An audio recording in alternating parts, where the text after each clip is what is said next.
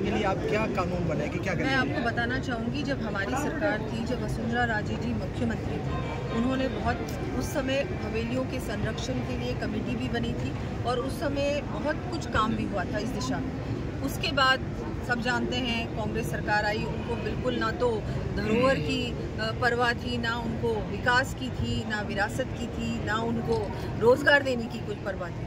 अगर इसको डेवलप करते तो यहाँ टूरिज्म बहुत बढ़ता। टूरिज्म का मतलब ये होता है ज़्यादा से ज़्यादा यहाँ टूरिस्ट आते तो स्थानीय रोजगार बढ़ता, लोगों को जॉब अपॉर्चुनिटीज़ मिलती, यहाँ की इकोनॉमी भी आगे बढ़ती। शेखावटी जहाँ से बहुत सारी बिजनेस फैमिलीज निकली हैं और पूरे विश्व में उन्होंने नाम रोशन किया राजस्थान का। लेकिन यहाँ जब हम लोग आते हैं तो देखते हैं कि कुछ जगहों पे तो कुछ एरियाज़ में तो डेवलपमेंट है, लेकिन कुछ एरियाज़ बिल्कुल निगलेक्टेड है। एजुकेशन हब है ये, यहाँ से बहुत सारे हमारे सेना में भी लोग गए हैं, लेकिन जहाँ हेरिटेज की बात आती है, यहाँ बहुत इम्पॉर्टेंट हेरिटेज है यहाँ का, लेकिन उसका ध्यान नहीं रखा गया। हमारी सरकार बिल्कुल, आपने जो बात कही उस पर ध्यान देंगे और यहाँ इस तरह का अगर कुछ लेजिस्लेशन लाना होगा या कोई ऐसा हमको कुछ लेके आना होगा कि यहाँ पर ये जो आप कह रहे हैं कि हवेलियाँ टूटी जा रही है, उसको भी रोकने का पूरा प्रयास करेंगे। अभी जो मैं कर सकती हूँ, प्रशासन से भी बात करूँगी और इसका एक प्लानिंग कर जो अब बच चुकी है उनका तो हम कुछ करें, नहीं तो वो भी नहीं बचे। हेरिटेज के मामले में फतेहपुर के हालात सबसे खराब है। यहाँ रुकने की कोई व्यवस्था नहीं है, टूरिस्ट मंडावा रुकता है और सीधा बीकानेर चला जाता है। जैसे गोविंदा जी ने कहा कि पायलट प्रोजेक्ट, और पहले सरकार का फतेहपुर, मंडावा, रामगढ़ को एक टूरिस्ट में ट्रायंगल बनाने का प्रोग्राम था, वो फेल हो गया। उसके बारे में वो फेल हो गया क्योंकि वो सरकार ऐसी आ गई जिनको टूरिज्म से कोई लेना देना नहीं था।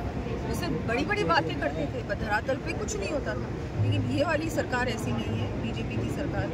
हम लोग सीरियसली कुछ करेंगे। अगर पायलट प्रोजेक्ट की तरह अगर ये कुछ लेके आते हैं तो उस पर पूरी तरह से कार्रवाई होगी और एक प्लानिंग के साथ हम लोग आगे तक देख करके, ये प्लानिंग लॉन्ग लास्टिंग है, ये सिर्फ 5 साल की प्लानिंग ना हो, कि लॉन्ग लास्टिंग प्लानिंग हो और उसके साथ हम लोग करेंगे।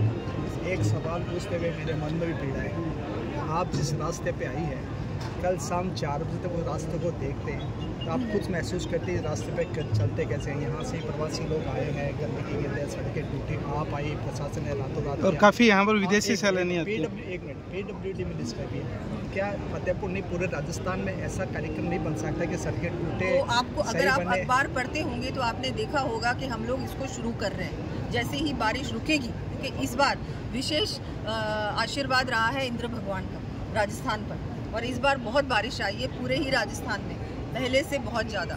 सड़कों की हालत ख़राब है। सड़कें जो इससे पहले बनी होंगी वो किस क्वालिटी की बनी थी, उस पर भी एक प्रश्न चिन्ह लगता है। अगर वो अच्छी क्वालिटी की बनती और नाली सहित बनती तो शायद ये सड़कें नहीं टूटती। सड़कें टूटी है, रिपेयर करने का काम हम लोग करेंगे।